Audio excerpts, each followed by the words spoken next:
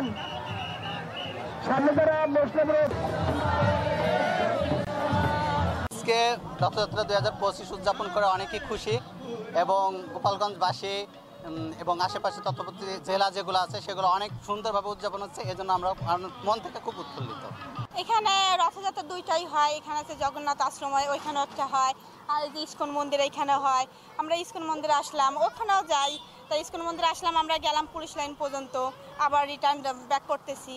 এখন আমাদের ওইখানে আশ্রমে যাব, আশ্রমে গিয়ে ওইখানে প্রসাদ আছে, প্রসাদের ব্যবস্থা আছে। তাছাড়া ওইখানে মেলার ব্যবস্থা আছে রথযাত্রায়। রথযাত্রা মেলা মানেই তো রথযাত্রা মানেই তো উৎসব জগন্নাথের।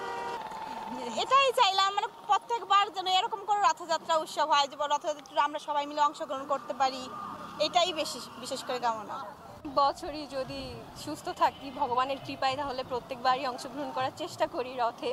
আর এই যে রথযাত্রা হলো, ঠিক 9 দিন পর উল্টো রথযাত্রা আছে। আর গোপালগঞ্জের কথা কি বলবো, গোপালগঞ্জে তো স্বাভাবিকভাবে প্রত্যেক বছরই রথযাত্রা হয়ে থাকে, অ্যান্ড প্রত্যেকবারের মতো এইবারও খুব শান্তিপূর্ণভাবেই হয়েছে, যেটা দেখলেন আপনারা। অ্যান্ড এটাই গোপালগঞ্জ থেকে প্রতি বছরই এমনভাবেই উদযাপন করে থাকি। এবারও খুব ভালো লাগছে এবং প্রতি বছর যদি ভগবান সুস্থ রাখে অবশ্যই আমি চেষ্টা করি অংশগ্রহণ করার জন্য। এবং এবার প্রতিবারের ন্যায় এবারও সবাই অনেক মজা হয়েছে। আশা করি ভগবান যদি সবাইকে সুস্থ রাখে, সবাই আবার ওইভাবে উদযাপন করব এভাবে। ধন্যবাদ। প্রকৃতপক্ষে ভগবান সাধারণত মন্দিরে থাকেন, তো রথযাত্রায় ভগবান সকলেরকে করুণা প্রদান করবার জন্য ওনারা রাস্তায় নেমে আসেন, জগন্নাথ বলদেব সুভদ্রা মহারানী। আর এতে করে আমরা যারা সবসময় মন্দিরে আসতে পারি না, ভগবানের কৃপা থেকে বঞ্চিত, বিশ্ববাসীর কল্যাণ কামনায় ভগবান সবাইকে কল্যাণ বিতরণ করবার জন্য রাস্তায় জগন্নাথ বলদেব সুভদ্রা মহারানীর রথযাত্রার মাধ্যমে রাস্তায় নেমে আসেন।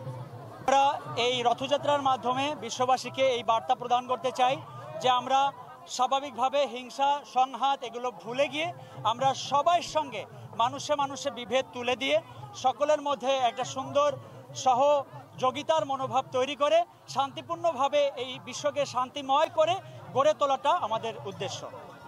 আমাদের প্রতিবারের মতো এবারও রথযাত্রা অনেক সুন্দরভাবে পালিত হয়েছে এবং সুশৃঙ্খলভাবে আমরা সমস্ত যে আইন শৃঙ্খলা বাহিনী আছে ওনারা আমাদের ব্যাপকভাবে সহযোগিতা করছে এই রথযাত্রা সুন্দরভাবে পরিচালনা করার জন্য। অনেক সুন্দরভাবে পরিচালিত হয়েছে, প্রতি বছরের মতো এবারও অনেক সুন্দর হয়েছে। এবং আমাদের এই রথযাত্রায় আমরা বিশ্ববাসীকে যে আমরা সবার মাঝে আমরা শান্তি প্রতিষ্ঠা করার উদ্দেশ্যেই আমাদের রথযাত্রা। তো আমরা এই ছোটো ছোটো বাচ্চাদের কথা বললেন, হ্যাঁ আমাদের বাচ্চারাও আমাদের এই অনুষ্ঠানে অংশগ্রহণ করে এবং তাদেরও অনেক সুন্দর নিরাপত্তা দিয়েছে আইন শৃঙ্খলা বাহিনী তথা সকল বাহিনীকে আমরা তাদেরকে প্রশংসা জানাই। যে আজকে করছি আমাদের প্রশাসন থেকে এবং বাংলাদেশে আমাদের 64টা জেলাতেই আমাদের এই রথযাত্রাটা হয়েছে এবং বাংলাদেশের সকলভাবে সর্বধর্ম নির্বিশেষে সবাই আমাদেরকে বলছেন ওনারা সাপোর্ট দিবেন এবং আমরা সেই অনুযায়ী আমরা কালকে আমরা প্রশাসনকে আগে জানিয়েছি, প্রশাসন আমাদেরকে সুযোগ দিয়েছেন। আমরা সেই অনুযায়ী তাদের যে মত ছিল সেই মত অনুসরণ করেই আমরা এই রথযাত্রা করছি। রথযাত্রার মাধ্যমে আমরা ভ্রাতৃত্বের সম্পর্ক দিতে চাই যে আমাদের কারোর সাথে কোনো রকমের বৈরী আমাদের কোনো পরিবেশ নেই বা সম্পর্ক নেই। এর মাধ্যমে আমরা সমস্ত ধর্মের সমস্ত বর্ণের মানুষের সাথে আমাদের যে একটা ভ্রাতৃত্বপূর্ণ সম্পর্ক আছে সেটা আমরা এই রথের মাধ্যমে প্রকাশ করি চাই।